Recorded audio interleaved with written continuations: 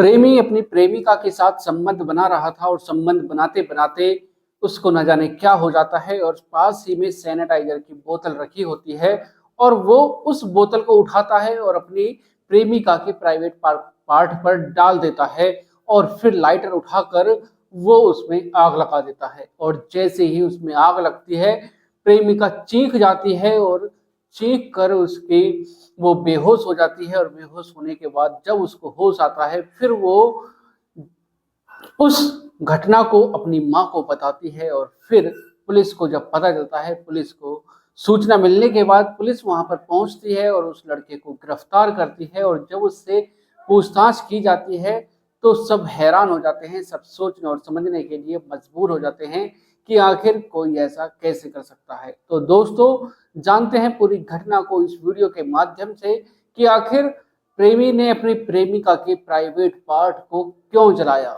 और दोस्तों, कहानी में आगे बढ़ने से पहले अगर आप चैनल पर पहली बार हैं, चैनल को सब्सक्राइब करें, वीडियो को लाइक करें, शेयर करें और कमेंट करें। बेल आइकन जरूर दबाएं जिससे कि मेरे आने वाली हर एक वीडियो आप तक पहुंच सके और आप क्राइम से रूबरू हो सके। तो दोस्तों, चलते हैं, जानते हैं शुरू से आखिर तक पूरी घटना को हर बार की तरह। नमस्कार दोस्तों, मैं अनुज आज आपके लिए जो कहानी एक घटना लेकर आया हूँ ये है गुरुग्राम के सेक्टर 69 की। दोस्तों, 20 फरवरी का वाक्य होता है, रात के करीब 10 बजे का समय होता है। थाने में फोन पहुंचता है और जब फोन उठाया जाता है तो उधर से आवाज आती है कि मैं त्रिपुरा से बोल रही हूं और मेरी बेटी सेक्टर 69 के ही एक जो रूम है उसमें वो बंधक बनी हुई है और उसके प्रेमी ने ही मेरी बेटी है उसको बंधक बनाया हुआ है और उसके प्राइवेट पार्ट को आग लगा दी है। और जब वो महिला पुलिस को इन्फॉर्मेशन देती है, पूरी कहानी को बताती है कि और एड्रेस बताती है, और जब पुलिस उस एड्रेस पर पहुंचती है और जब दरवाजे को खटखटाया जाता है तो अंदर से कोई भी हलचल नहीं होती है। पुलिस काफी देर इंतजार करती है, दरवाजे को खटखटाती रहती है लेकिन दरवाजा खुलता नहीं है। काफी समय बीत जाने के बाद जब दरवाजा खुलता है तो एक लड़का जिसके लंबे लंबे बाल होते हैं, घुंघराले बाल होते हैं और पीले रंग की टी शर्ट पहने होता है और वो दरवाजा खोल कर कहता है कि हाँ बताइए क्या काम है।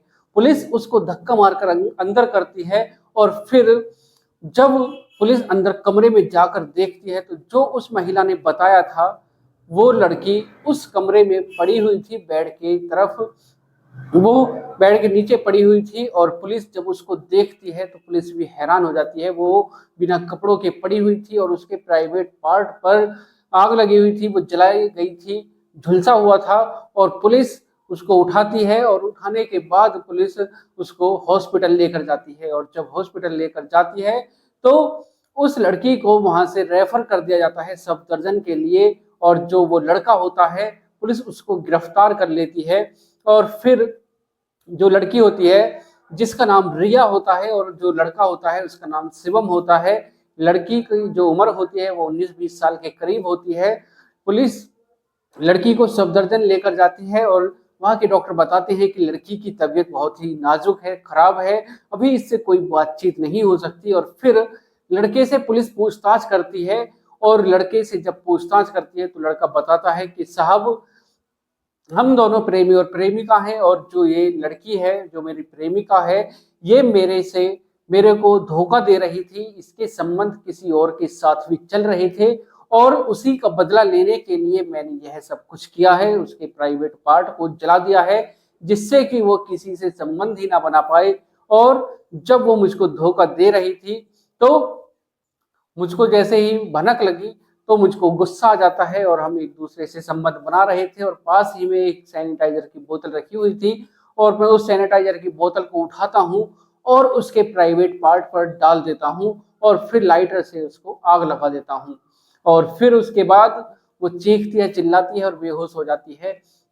और फिर दोस्तों, जब लड़की की जो तबीयत में सुधार होता है और फिर पुलिस उससे पूछताछ करती है तो लड़की बताती है कि साहब मैं त्रिपुरा की रहने वाली हूँ और जो ये शिवम है लड़का ये नरेला का रहने वाला है और हमारी जो मुलाकात थी वो जो शादी.com ऐसे जो ऐप होते हैं उसी के माध्यम से हम दोनों की बातचीत हुई थी। हम दोनों एक दूसरे से मिलते हैं। सितंबर 2025 में हमारी मुलाकात होती है। हम एक दूसरे से डेट करते हैं, एक दूसरे से मिलते हैं और फिर जो शिवम होता है ये यहाँ पर जॉब कर रहा था और जब इसको पता चलती है कि मैं यहाँ पर पढ़ाई कर रही हूँ तो ये मुझसे कहता है कि तुम अपनी सहेलियों के साथ क्यों रहती हो, मैं भी अपने कमरे पर अकेला रहता हूँ और क्यों ना हम एक दूसरे के साथ रहें, लिविंग में रहें। और फिर वो लड़की उस लड़के के साथ रहना शुरू कर देती है।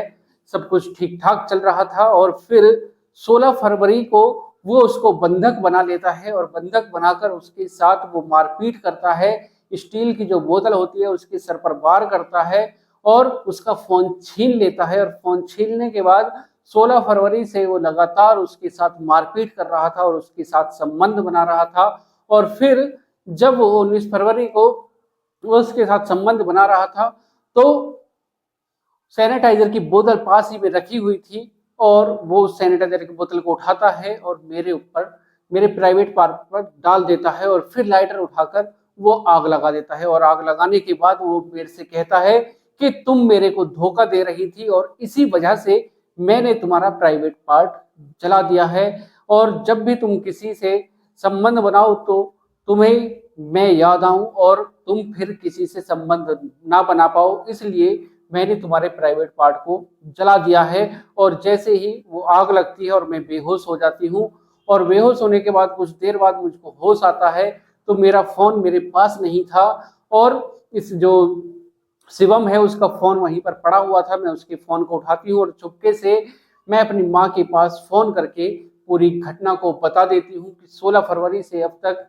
मैं इसने बंधक बना रखा है मेरे को। और फिर मेरी माँ पुलिस के पास फोन करती है और सारी घटना को बताती है और फिर वो लड़की बताती है कि साहब मैं कोई भी किसी लड़के से कोई संबंध नहीं बनाती हूँ, ना ही मेरे किसी से अफेयर चल रहा है और मैं सिर्फ और सिर्फ जो शिवम है इसी से प्यार करती हूँ, इसी से मोहब्बत करती हूँ और इसके सिवा मैंने किसी के साथ संबंध नहीं बनाए हैं।